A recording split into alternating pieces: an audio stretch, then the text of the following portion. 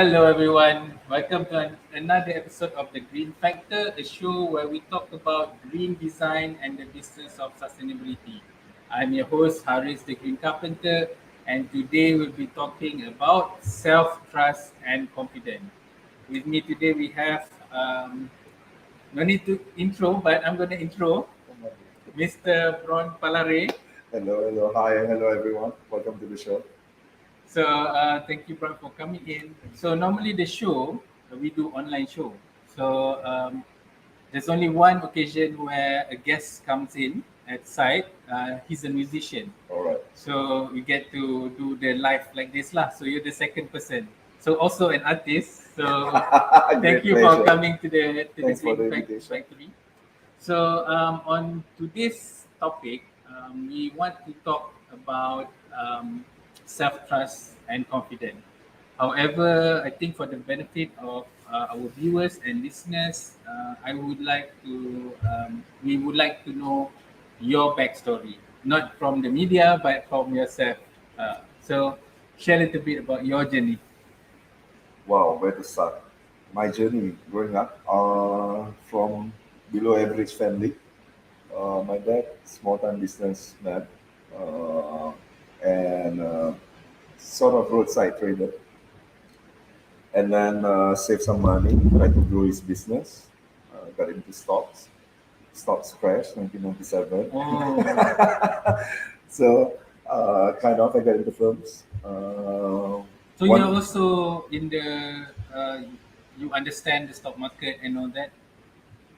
my dad came from different generation. They're Okay. margin trading, contra trading, Mm. speculative, So and were you exposed to it as well? I hated it. I hated it. I see it as a different kind of casino. I didn't like it. In fact, I never believed in stocks because I grew up in that perspective. Um, and we live in other stuff.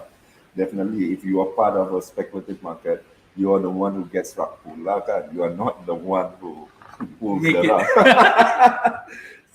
So seeing him getting rug pull from time to time, so early on, the good thing I think perhaps is maybe open up or giving me an insight into the stock market and things like that.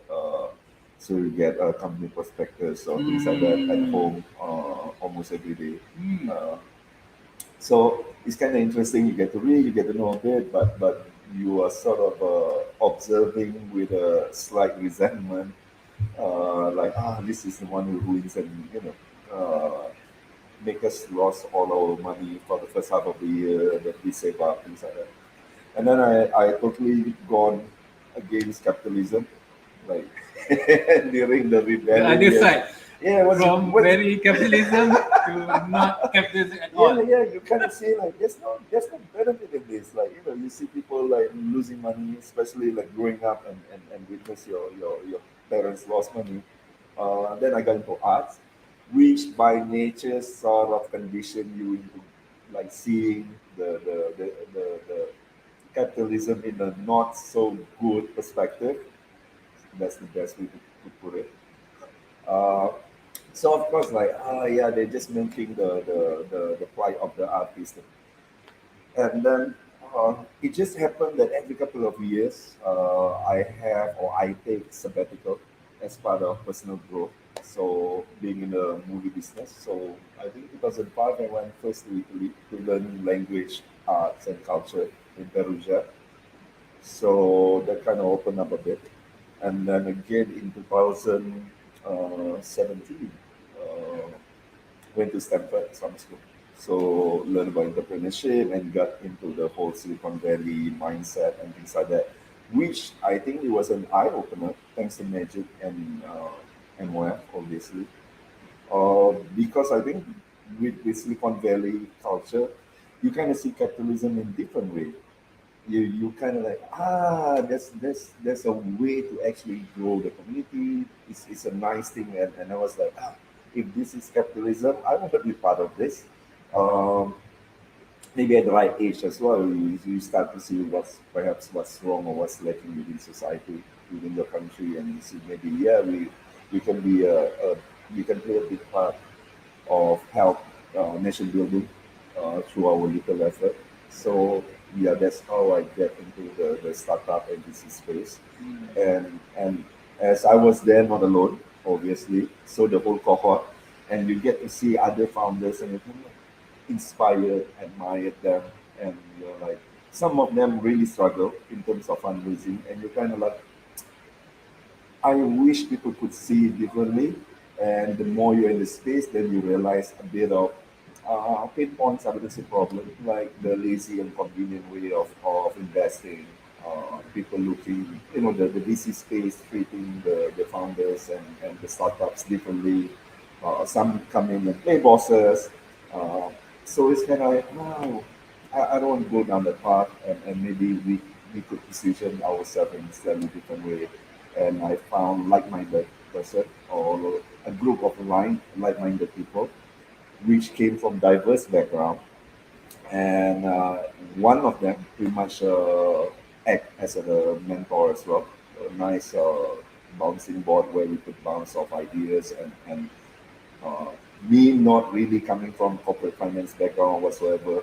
So obviously I come with the most radical or outrageous Mm. ideas. So we just bounce it off and see if it's feasible, if it's workable, or if it's too far fetched, and see how can we make it a bit more workable within the space. Mm. So that's pretty much it Yeah. in a nutshell. So how I met Bron is we are on the program under Magic, and then Bron's company Pixel Play was a part of the one managing the program. And during the course, we do have a few classes with Bron and Steve, and some of the thing was about um, trusting yourself and the confidence that we can be the best, and we are at a certain point in a good space as well. So that's why I feel like a lot of entrepreneurs struggle with self-esteem. They are good. I mean, like they have good products. They even have a working business, but we still have this um, self-esteem issue where we feel that we are not good enough. So I think that's why I bring you in to, because you have um, met a lot of entrepreneurs, and you also have helped them in a way regarding this as well. So before we go into the technical stuff, what are your thoughts on the current situation of the entrepreneurs here in Malaysia from your point of view? Wow. Do we want this show to be to be viral? Just like, Okay. just like, Yeah, yeah, maybe a yeah, little yeah. bit of truth. I think there's a lot of opportunities. Yeah, no doubt. I think we have the talent. We have people with great minds. Obviously, I never had any doubts about that. But it seems uh, perhaps the government is more aggressive than the space itself, which is kind of weird because in a lot of other countries, the government just play the referee, comes in with regulations and things like that. But in our country, the government really want it to happen. Somehow, I think the space is not aggressive enough, perhaps, or robust enough. So Uh, it's the environment or the players? but there's also in a country where population is 100 million, 200 million, speaking one language, it's much easier to gain the hockey stick traction, Mhm. to build momentum, to go into the market. In a country with four languages, every space it become a multi-niches kind of market. So that requires a different kind of approach when to market anything, to grow your company into the space. So of course, it's slightly slower compared to other countries, like for instance Jakarta. Without travelers, it's 9 million plus. With people from Greater Jakarta region, easily 33 million. That's more than Peninsula. Just one country. Just one, yeah, One country is literally one city. in one city. So imagine like if you come up with any product, any services, you throw in logistically, is everything is much easier. Mm. So obviously Malaysia is slightly complex in that regard. But I think this is where the gap can be breached by a lot of other parties, and a lot of other parties seems to be leveraging solely on whatever being provided by the government, to put it mildly. So I think we are not aggressive enough at the middle tier. At the grassroots, yeah, we have people who have dreams and things like that, but we know, or I do understand, being a founder, it feels like Christopher Columbus being in the middle of ocean looking for America or looking for India before actually finding America. So it's also about conviction, and that's where I think the problem of self-esteem, because as much as you have the optimism, enthusiasm, energy, but it can only bring you so far. And right in the middle of ocean, once you look back and you couldn't see your own shore, and you start looking at the horizon, wondering if there's any shore waiting for you, it could be a scary thought, or a scary place to be in, and that's totally understandable, and that's where the majority of founders really are right now. Hmm. Yeah, I think I want to pick your one of the things you say about like not seeing where you can land or something, Yeah, right? yeah, So it's like you're like in a way you put so much effort, yeah, but you don't even know whether you can be there or not. So yeah, sometimes it's like rolling a dice. You feel like that, and of course there are also element of being lucky sometimes. But I do found that the harder I work, the luckier I get. yeah. Um, yeah. So in terms of the country itself, there's a lot of opportunities in terms of the players, entrepreneurs. There's a lot of good entrepreneurs and upcoming. I think the younger generation are also becoming more and more aggressive because they feel like we can emulate what the Silicon Valley is doing. The millennials are different kind, seriously, compared to Gen X like myself. I think the boomers had it easy, and they can be slightly unfair on the Gen X. But looking at the millennials, they have the drive, they have the conviction, the belief. They're like, we stand at the same height So with the rest of the world. there's hope. I think there's hope. Maybe with tweaking a bit of I think perhaps the way we work, or the way we synergize between generations. I think it's pretty much like ESG. The boomers Mm. looking at it differently. Some of them looking at it as if it's CSR. Um, my generation, I think, split half half. Some who bought into the boomers mentality, the why, and some I think subscribe to the millennials, which Mm. is, yeah, it's we have to think that way now. There's no other choice. Otherwise, we are gonna end up with being a junkyard and not and an earth for us to live in. Mm. And it's part of our responsibility to grow our company with ESG in mind, not just like rhetorically, or just like, yeah, it feels good to be part of the cycle. It's not a trend. It's a reality that we have to embrace. Okay. So we have Andrew Wow. from LinkedIn. Yes. I said, "Good day, Haris. Good day, Chief." And AJ. Hi, AJ. Hello, Jack. So she said she's tuning in because she's your fan. And Amin. Hi, Amin. So thank you very much, guys, for tuning in. So I want to ask you the next question is a bit tricky in a way. It's just a broad thing, but a lot of entrepreneurs have low self-esteem. So why do you think it is like that in Malaysia, especially? I think it's like I said just now. Perhaps it's self doubt. It started with that. The seed of it is self doubt, and not only in Malaysia, everywhere. Once you become an entrepreneur, you're lucky if you have a good circle of support. Uh, if your parents really believe in, yeah, this can fly. But most of the time, out of worry, out of fear, uh, most of the people within your network will be like, "Are you sure? You sure can this can fly?" And coming from the east, I think being Eastern, being Malays, we are looking for stability, security.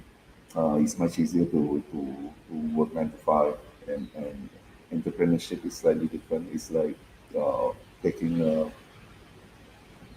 like Christopher Columbus looking for in India. Imagine after 6 months or after a year, fatigue kicks in, your enthusiasm kind of faded.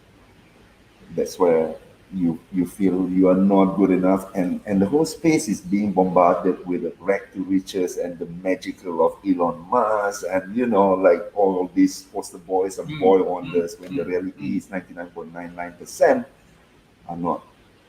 And that's where sometimes, once you keep pushing down, or shoving down some other people's throat, then they realize, yeah, maybe I'm not Elon Musk. Obviously you're not Elon Musk, but at the end of the day, How many Elon Musk do we need?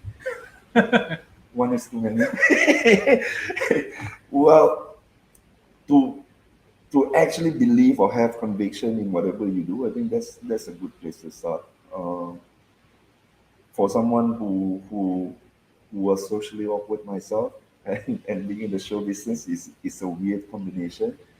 Uh, but normally I tap into the responsibility side, like when we promote a movie, for instance. Yeah, we work with 150 people who work hard on Mm, that project, and you don't want to fail them, and that is just, at the back of my mind, that you can't afford to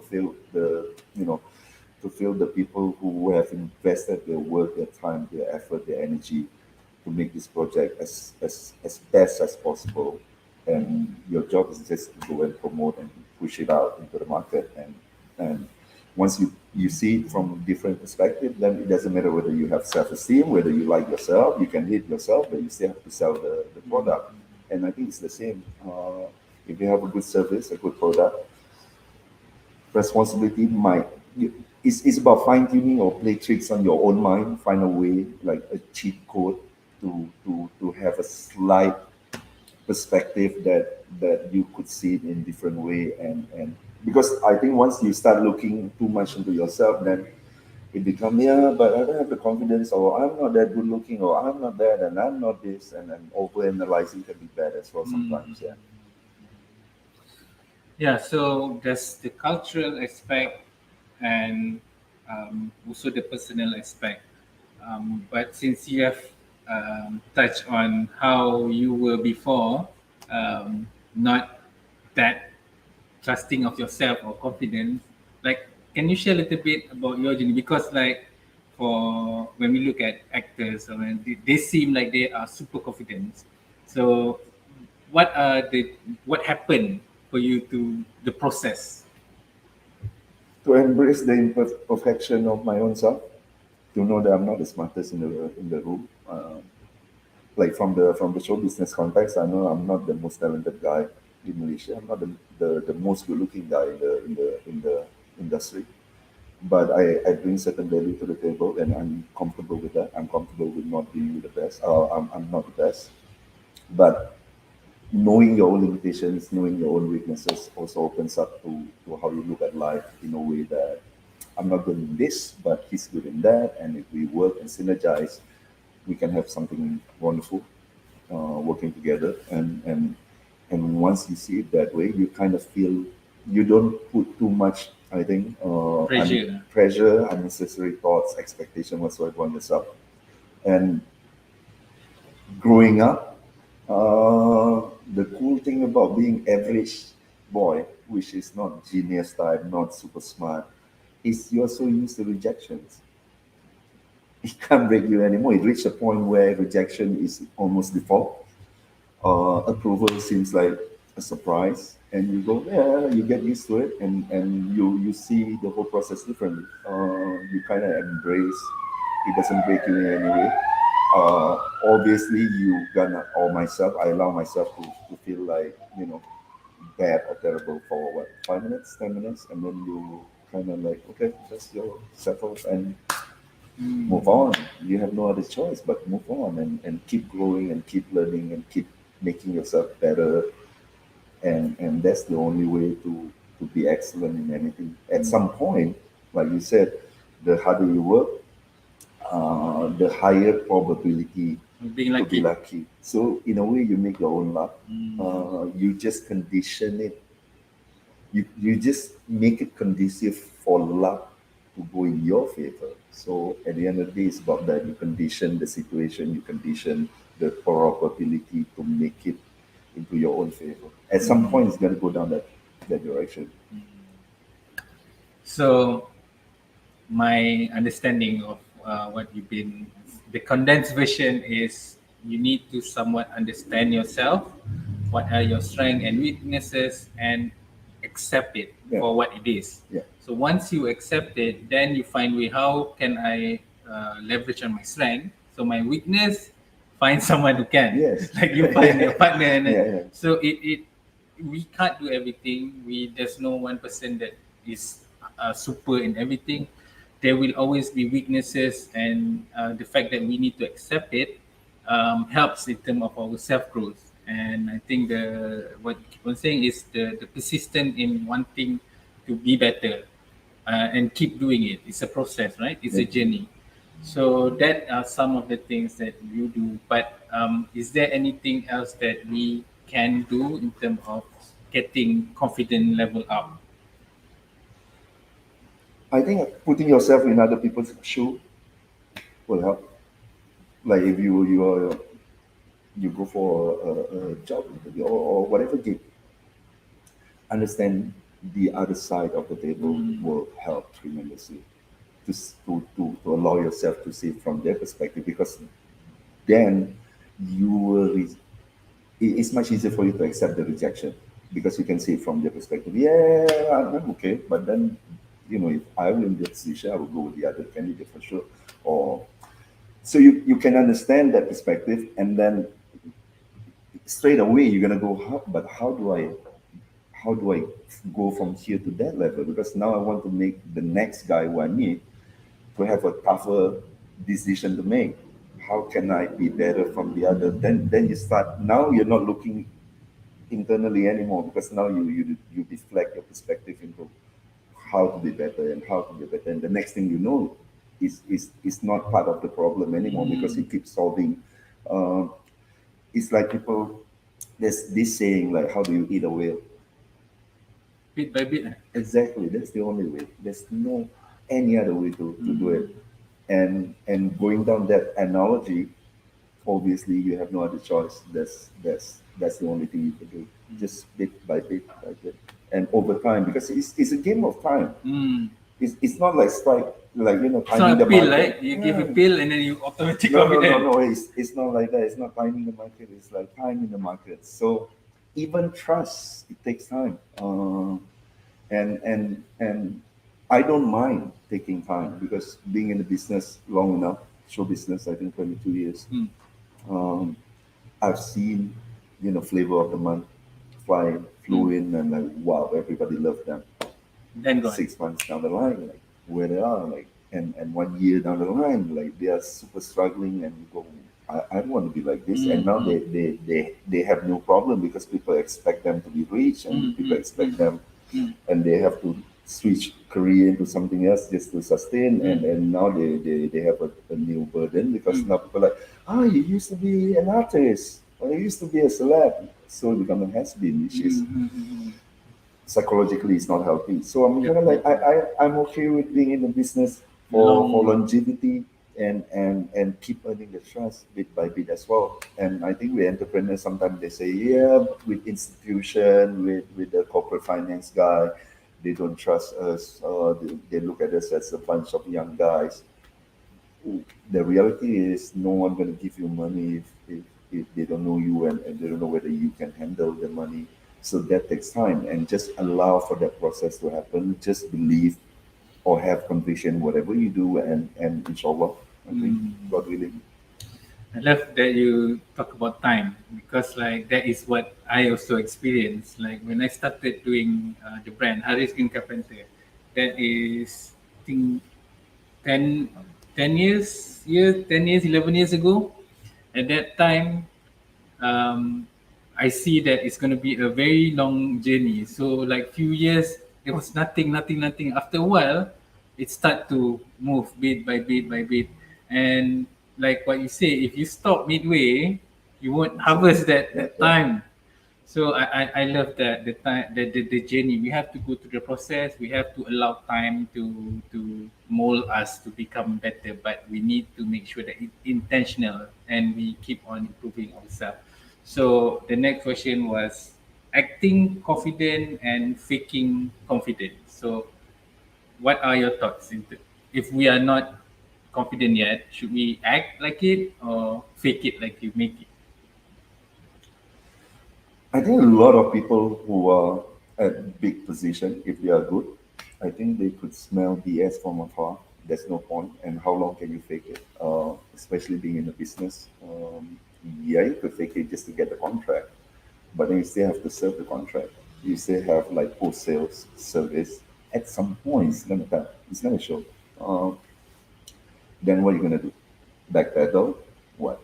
Apologize and hoping for the next contract to come in at some, yeah,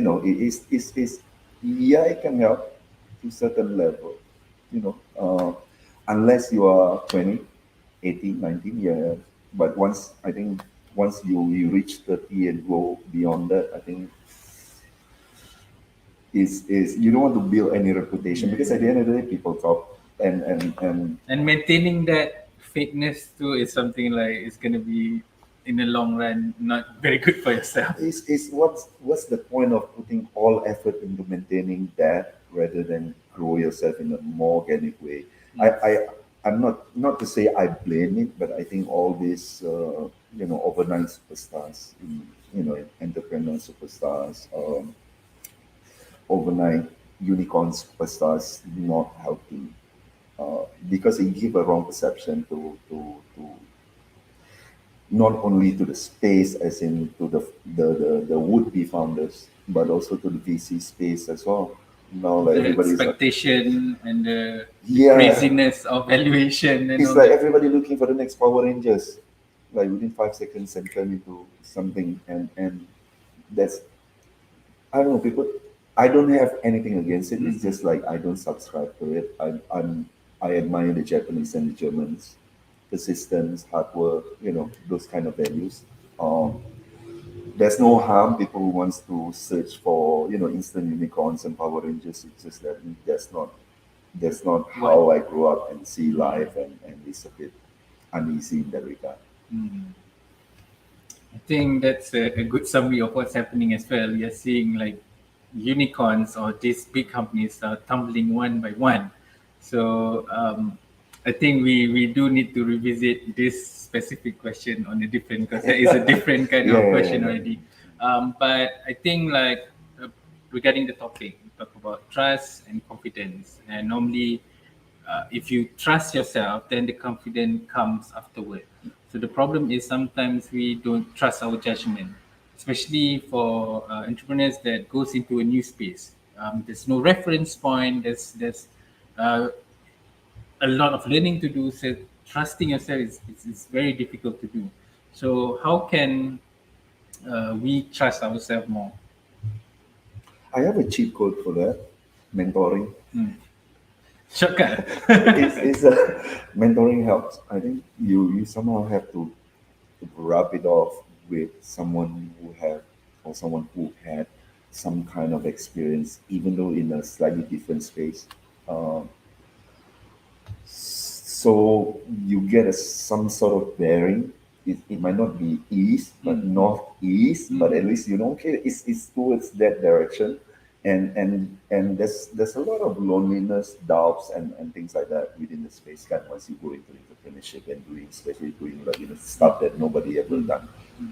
So having someone to actually provide you second perspective, or just to, sometimes if you are a founder, I think the one of the loneliest process, or Possession.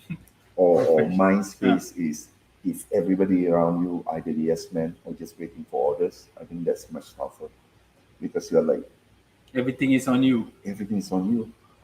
But having mentor is kind of and they are not in a position to influence any way within the structure, and like in that regard, but it's just about helping you, Perspective. yeah, open up and giving out alternative options, and possibly share some of their missteps. Sometimes you need a reminder if you go too aggressive, if you are too hopeful or optimistic. So to get some different perspective kind of help give you a sort of readjustment or reassessment.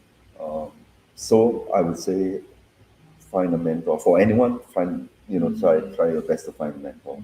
A failed businessman can be a good mentor as well, because a lot of we have to make decisions all the time, and some people fail not because they have bad products. Some people fail because they make certain bad decisions, either financing or they cannot, a lot of things, and those are gold nuggets, because you don't want to repeat any of those, and you don't want to do and only find out later. So to learn it from other people's experience is a nice way to grow up. So if I can reword it, it's not just mentor, but it's also other people, like other entrepreneurs. Maybe you're on the same stage, or so. Basically, by having different kind of perspective, it helps you in terms of making better decision. So a lot of entrepreneurs, like you say, feel lonely because they feel like they are the only one doing it, not enough understand, but they also don't know where to find these people. So what are your thoughts in terms of how to get mentors, or like what do you call it, a think tank, not a think tank, or something, Support group, support group kind of thing. Alcoholic Anonymous. Workaholic Anonymous. Alcoholic Anonymous. That can be, and yeah, I'm not sure if there's any support group like that, but that is a great idea. Then like-minded people coming together and Because most of the problem would be almost similar, right? similar. Perhaps different. Technically, it's different, but principally, fundamentally, it's the same thing. Uh, and I think it would be nice to have that kind of environment, and I think it's conducive for the government to track as well. You get to track talent, you get a database of founders. I think it's a nice idea. Maybe I should steal Yeah, it. something that we can think about together. Yeah. Okay, so yeah, we are nearing the end of the session. Already? We have Wow. another question as well. If viewers and listeners, if you want to ask question, you can type in the question below. The next question is, because you're an actor, so in terms of businesses or entrepreneur, one of the things that we need to do is better communicate. Yeah. And right now, since the digitalization and all that, we need to work more in front of camera. Last time is public speaking. Now it's camera. So, what are some of the things that you can share in terms of how we can become better communicators? I think it's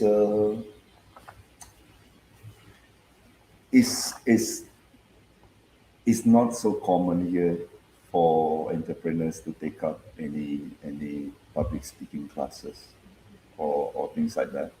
But I think at some point, if they are thinking about growing the business to the level where it requires, like once you have ambition, somehow you have to do it anyway.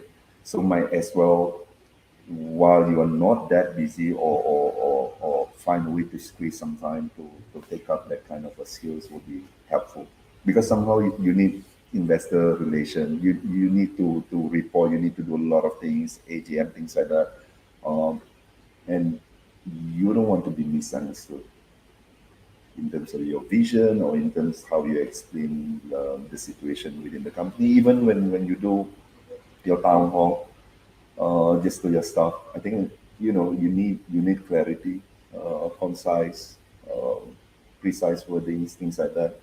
So it would be good if people could take up public speaking classes. That would help tremendously. Do you do classes? Maybe we should. Please drop your comment and see how we can help you. I think that would be one of those nice classes. we Yeah, could because arrange. one of the things that in my journey, right, after a while, we noticed that okay, we need to be on camera. So right now, not just we have to operate the business, we have to be an actor, we have to show our face, which is such a ridiculous thing to do, but this is what it It is. comes with a job. It comes with a job, so you have to do it. And what I found personally, what helped me was doing it so many times. Yeah. At first, it was like, oh, I don't know this. I cannot be a camera. I hate doing blah blah blah blah blah. But when like the show, for example, I did now is episode 48. At first, I was like, oh, can I do this? So difficult. But after a while, it becomes easier, easier, easier. Like you say, the time, Yeah. do the time, and I think that is in a way what works for me is doing that again, again, and um, try to make each episode better, better and better. Yeah, so that's about better You're communicator. doing great, bro. You're doing great. So yeah, so I think we should end it now. So for people that want to connect with Bronze, he's actively on LinkedIn, so do connect with him. Um, his only name, you just Google, just put it, find his name, he will be there. So connect with him on LinkedIn, and as well, if you have any other questions or if you find like the content is can be beneficial to your friends or family, do share with them. A lot of our episodes are on YouTube, so you can scroll them. On social media is a bit problem because it goes down and down. So I put everything in YouTube. So search the Green Factor, and you will see previous posts as well. So I think for today, I will end the show. Thank you very much, Bron, for coming. Thank you for having me, brother. And thank you very much for all the viewers and listeners. See you next week and have a green week ahead. Bye bye, guys. Bye, guys.